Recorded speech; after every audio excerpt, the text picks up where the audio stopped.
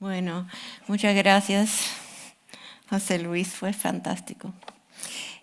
Quiero expresar mis agradecimientos a la Fundación Rafael de Pino, también López Lee Films y la Fundación Unidos por la Historia para esta invitación.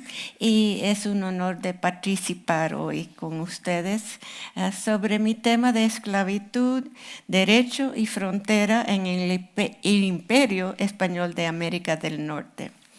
Bueno, la esclavitud en las fronteras españolas de Norteamérica y en todo el Imperio Español se basaba en el Código Romano de Justiniano, que consideraba la esclavitud en contra de las leyes de la naturaleza y la razón.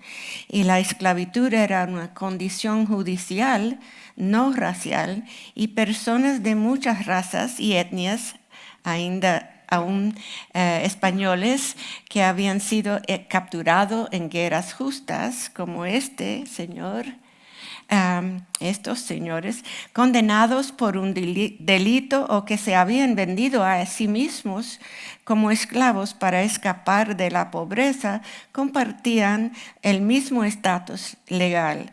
Todos tenían derecho a las protecciones legales contra dueños abusivos, a la incorporación de la Iglesia Católica, como esta imagen del siglo XIII, y la libertad mediante manumisión por parte del Estado o del dueño. Debido a que los esclavizados tenían derechos sobre propiedad privada o peculio, también podían comprar su libertad. Los dueños solían permitir que los esclavos trabajaran para sí mismos los domingos y en los numerosos días de fiesta del calendario católico. Las personas esclavizadas también podían ofrecerse a trabajar por un retorno acordado por sus dueños llamado jornal. Y con esfuerzos, los esclavos podían acumular ingresos suficientes para comprar su libertad o la de sus familias. La Iglesia Católica también contribuyó a la movilidad ascendente y a la libertad de los esclavizados en todo el Imperio Español.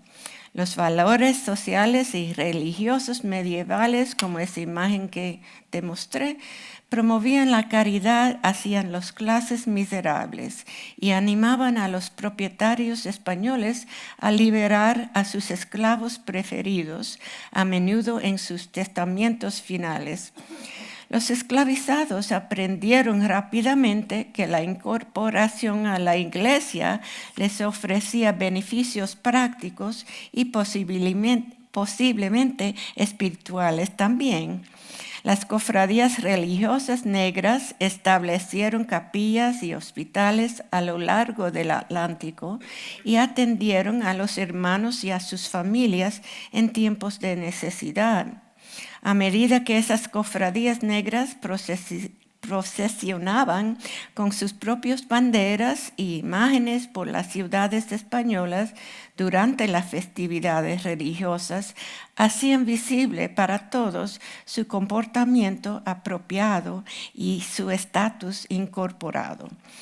Los africanos libres y esclavizados también ayudaron a España a explorar y a establecer sus reclamos sobre las fronteras del sur de Norteamérica durante varios cientos de años antes de la creación de los Estados Unidos. Y sin embargo, debido a las barreras lingüísticas, gran parte de esa historia es menos conocido que las de las colonias inglesas establecidas mucho más tarde.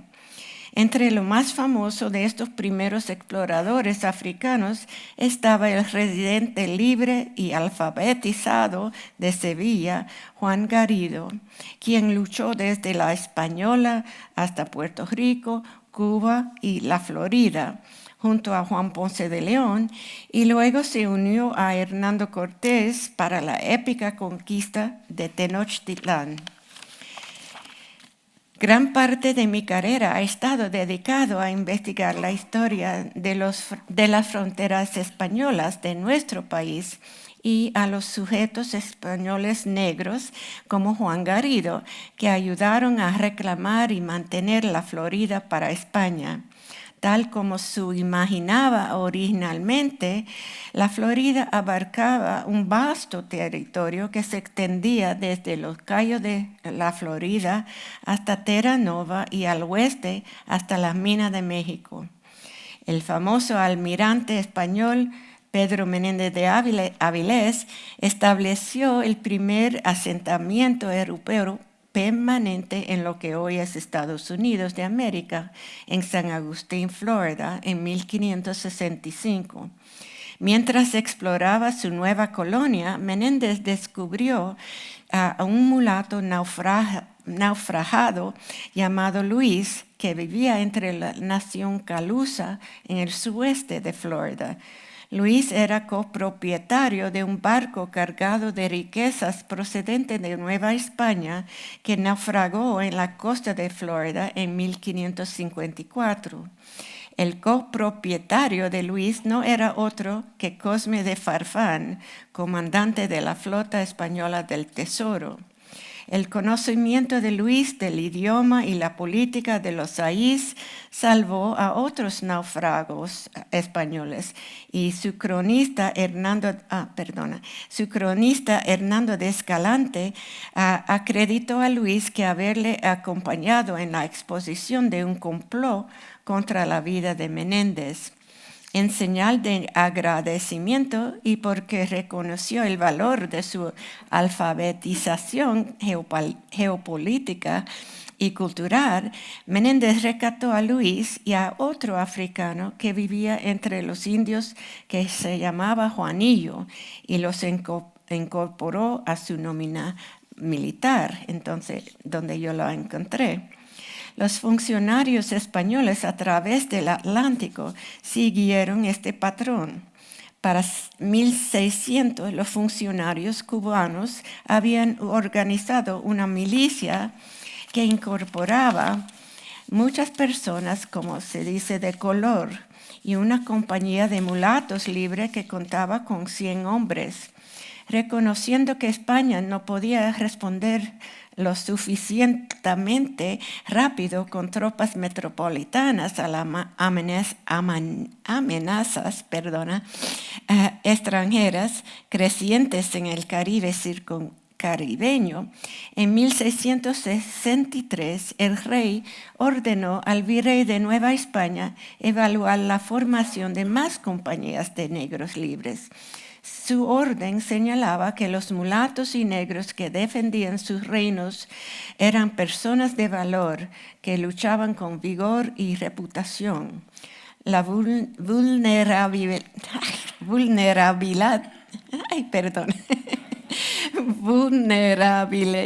de España significa que el capital geopolítico, económico y militar se acumula para el menos algunos hombres negros en el mundo atlántico del siglo XVII, lo que aparentemente alentaba los alistamientos.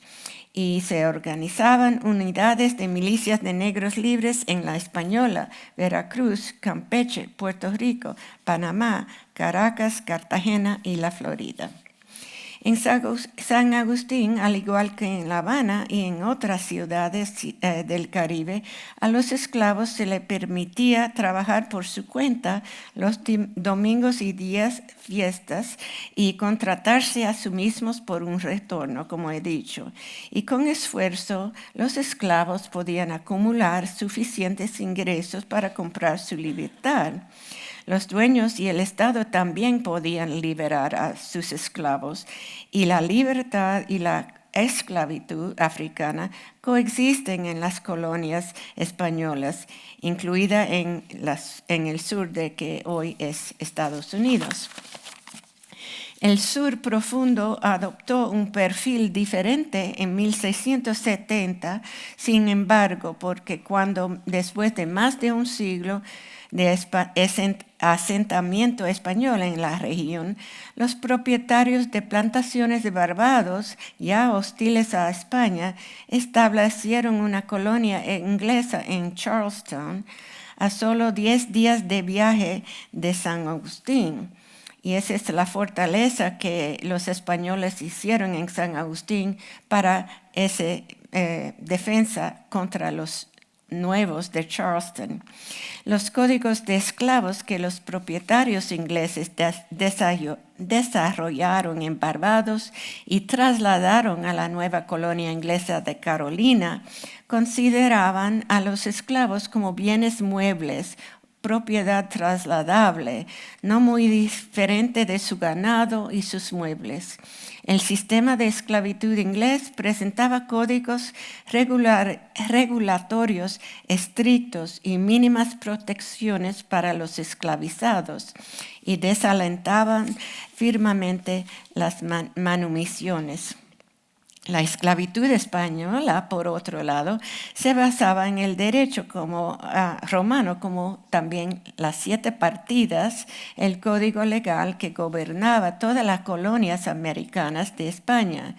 Y eso consideraba la esclavitud como una condición legal inmutable, no basada en la raza.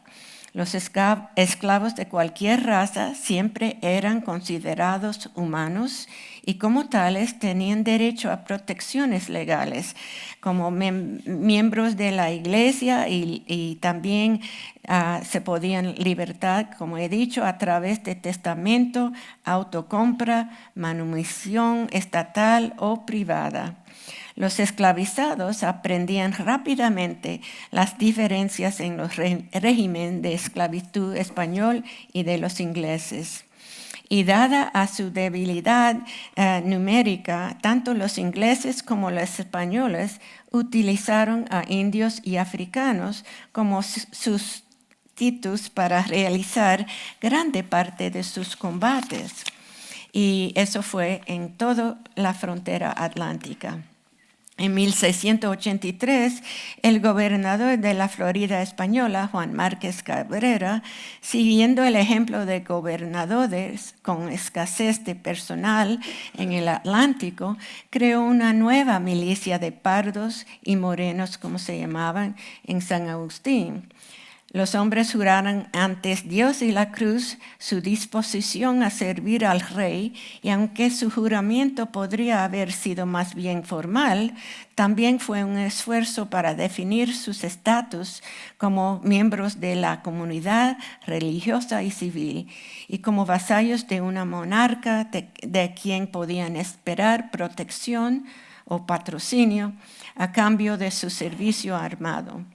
Estos milicianos negros eran significativos por sus habilidades lingüísticas y culturales, sus conocimientos de la frontera y sus habilidades militares, y los españoles los incluían regularmente en sus incursiones contra la Carolina británica. Las corrientes cruzadas repetidas de incursiones y migraciones a través del sureste familiarizaron a muchos negros e indígenas por igual con las rutas hacia San Agustín, así como la enemistad existente entre las colonias inglesas y españolas. No pasó mucho tiempo para que los esclavos sobrecargados de trabajo de los ingleses intentaron llegar al enemigo de sus opresores. En 1687, 8 hombres negros, 2 mujeres y un niño lactante llegaron a San Agustín en una canoa robada y solicitaron el bautismo en la verdadera fe. Dada la naturaleza multicultural de la región de Gambia y los primeros informes misionarios de esclavos de habla portuguesa en Carolina, es muy posible que algunos de ellos, también fugitivos que llegaron a Florida, ya hubieran estado expuestos al catolicismo romano, y por lo tanto podrían haber conocido las protecciones y oportunidades que ofrecía la Iglesia Católica. posiblemente incluso manipulando la política confesional para su propio beneficio al hacer una solicitud compartido de asilo religioso. Y como se requiere de un buen gobernador cristiano, el gobernador español Diego de Quiroga se encargó de la instrucción católica, el bautismo y el matrimonio de los africanos fugitivos y se negó a devolverlos al capitán William Dunlap, el comerciante de indios de Carolina, que llegó desde Carolina para recuperarlos el año siguiente. El telégrafo, como digo, de los esclavos informó rápidamente sobre el resultado de las negociaciones y los españoles registraron la llegada de nuevos grupos de fugitivos en San Agustín en 1688, 89 y 90. El gobernador de Carolina, James Colleton, se quejaba de que los esclavos huían diariamente hacia sus pueblos. Inseguros sobre cómo manejar a los refugiados, los funcionarios de San Agustín solicitaron repetidamente orientación a España.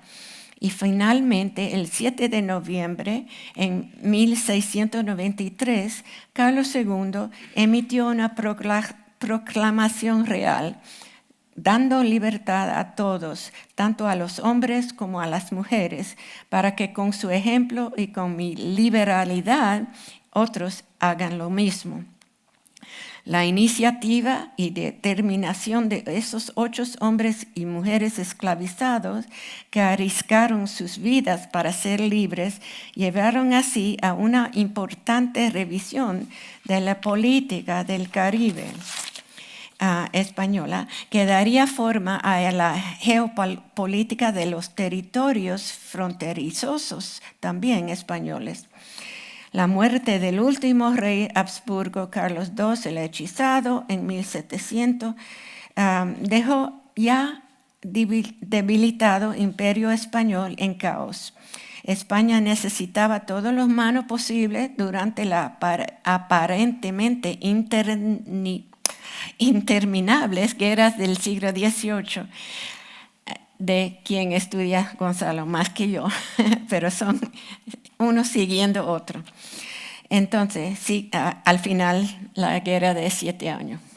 Esas guerras involucraron a las fronteras españolas de América del Norte y el Caribe en nuevas oleadas de violencia. Y aprovechando la agitación, esclavos de la Carolina protestantes huyeron a la Florida católica, también de Curazao protestante a Tierra Firme católica, de Jamaica protestante a Cuba católica, de San Eustatius a San Martín protestantes a Puerto Rico y de Texas protestante a México católico, entre otros lugares.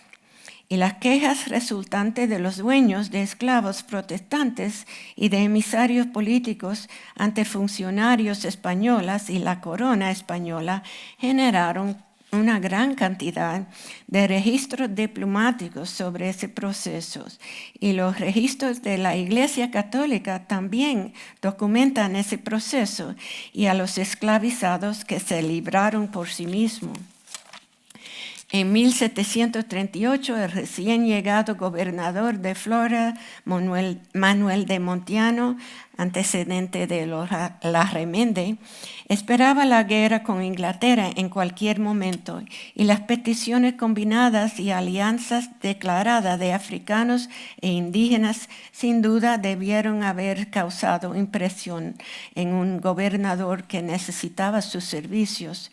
Sabiamente decidió investigar y tras revisar toda la documentación relevante sobre el asunto, en 1738 el gobernador concedió la libertad incondicional a todos los fugitivos de Carolina.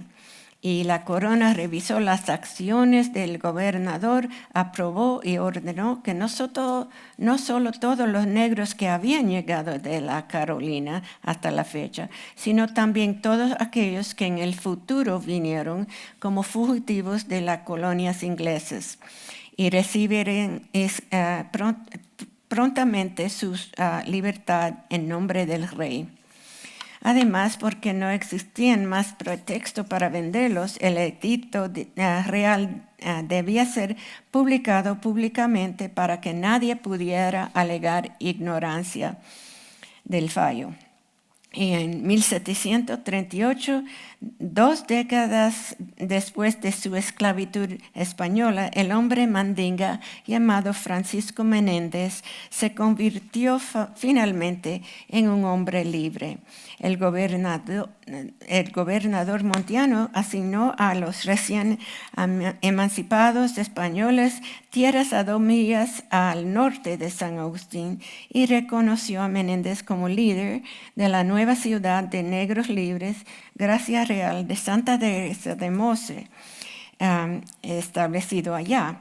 En su correspondencia oficial, el gobernador describió a casi 100 residentes de la nueva ciudad como súbditos de Menéndez, como también los caciques fueron gobernadores de sus pueblos también. Y los nuevos colonos negros prometieron ser los enemigos más crueles de los ingleses y de derramar su última gota de sangre en defensa de la gran corona de España y de la Santa Fe. Y durante la guerra de la Oreja de Jenkins, el general británico James Oglethorpe lideró una fuerza combinada de Georgians, carolinos y sus aliados indios en un esfuerzo para expulsar a los españoles de Florida. Y había una invasión en 1740 apoyado por la flota de la Marina Real, eso fue antes, enviado por Jamaica británico en contra de San Agustín y duró un mes. El capitán Menéndez y la milicia de Mose lucharon valientemente en la defensa de la ciudad española, pero Mose fue ocupado por los británicos. Y después Menéndez escribió varias cartas elocuentes al rey de España, detallando sus servicios militares en Mose y solicitando un capitán propietario en la milicia negra. Argumentaba que había trabajado con lealtad, celo y amor y que había estado continuamente en armas y ayudado en el mantenimiento de los baluartes sin el menor gasto real para defender el Santo Evangelio y la soberanía de la corona, y firmaba las peticiones con un floreo. El gobernador también apoyaba a esos pleitos, pero el monarca no respondió a Menéndez. Entonces Menéndez se lanzó al mar como corsario español, buscando, dijo más tarde, llegar a la vieja España para discutir el asunto con el rey en persona. Durante varios años fue corsario español, atacando asentamientos británicos a lo largo de las costas atlánticas de Norteamérica y el Caribe, nuevamente al servicio de la corona española. Pero cuando los británicos capturaron La Habana en 1762, las unidades de milicia negra libre de Cuba y los negros todavía esclavizados también lucharon valientemente para defender su patria, así como el capitán Menéndez y los negros libres en Mose habían defendido la Florida. Pero como en 1763 el Tratado de París concluyó esa guerra, España cedió gustosamente Florida a los ingleses para recuperar la perla de las Antillas, La Habana. Entonces, la mayoría de los residentes españoles de la capital de San Agustín se dirigieron hacia La Habana en un exilio. En 1769, la milicia negra de Cuba también fue a establecer control de España en Nueva Orleans, que los franceses habían clamado, y también sirvieron muchos de los negros cubanos en esas ocupaciones en Nueva Orleans, en Alabama y Luisiana después, y su lema era en su bandera de los batallones morenos de Cuba, victoria o muerte, que casi es como Patrick Henry en Norteamérica. Y durante la Revolución Americana, capitanes Gabriel Dorotea Barba, José Antonio Ponte, Francisco Miranda y otros milicianos cubanos participaron en los más importantes combates militares de su época contra los británicos. Así son algunos pintados de Pensacola y Galvez, de quien también escribe Gonzalo. Entonces, con todas estas experiencias en Norteamérica, formando familias y relaciones con la gente allá, negros libres con quien servían, quizás pasaron 20 años en Norteamérica antes que volver a Cuba. Bueno, los archivos españoles son mucho más ricos que los archivos ingleses para rescatar esas personas que estoy siguiendo yo. Ellos marcaban todo que hicieron de sus servicios militares, pleitos civiles, como he mostrado, y también la Iglesia Católica y sus archivos son lo más rico que tengo para sujetos negros de España en esas fronteras. Y todo el imperio también, desde Filipinas hasta Cuba, se puede estudiar por esas cosas ricas. Bueno, yo trabajé primeramente en Cuba como estudiante, rastreando a los floridanos que emigraron allá, como he dicho, y de todos esos exámenes en Cuba y en San Agustín, comencé ese Slave Society's Digital Archive. Bueno, quizás ese más de Pensacola ahora. Y después aquí en las iglesias de Cuba y de Florida empecé con ese trabajo de digitalizar y preservar todos esos documentos más antiguos que tenemos para africanos, indígenas, españoles y todo en el Imperio Español. Y esos de Cuba y de Florida son del siglo XVI. Y empezamos allá hasta el final de la esclavitud en cada país en que trabajamos ahora. Y se ve que todos vivían juntos, estaban vinculados por familia, por padronazgo, por todo, por cofradías y todo. Y se puede continuar la familia buscando su historia con esos documentos. Y también en esos años de estudiante, también paso yo más que ahora 30 años buscando esa historia de Gracia Real de Santa Teresa de Mose, pero sé que hay mucha gente que no van a leer mis libros y todo, entonces mi esfuerzo ahora es más para también traducirlo al público. Y ahora, como has visto en el film, es un monumento histórico nacional, un sitio del ferrocarril subterráneo de servicio de parques nacionales.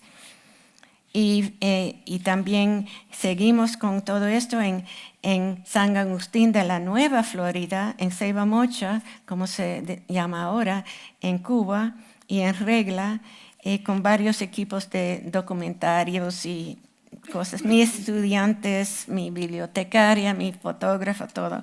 Regresando de vez en cuando, la última vez fue en diciembre cuando las condiciones fueron fatales. Pero bueno, y también porque soy hasta ahora, por lo menos, la representante de los Estados Unidos en UNESCO, en esa comisión de Ruta de los Esclavizados, también conseguí esa nominación para ese pueblito para que no se pone en un condominio o algo así. Ahora muchos turistas visitan al sitio y ahora tiene un museo pequeño con filme y todo. José Luis estaba antes con su equipo y el último cosa que hemos hecho muchos diseños con eso, pero también eso de denominación y esto también ahora la fortaleza que vio en el film Y entonces, por 30 años hemos estudiado este sitio con arqueología, con historia, con todo eso, y ahora han republicado un libro que hicimos para una exhibición para los niños de escuela, para el turismo, para lo que sea, para que vean el sitio. No tienen que leer mi libro. Entonces, pero como digo, es una historia que se debe conocer mejor, pero hay mucho, mucho más por toda la frontera del sur, de la Florida hasta California.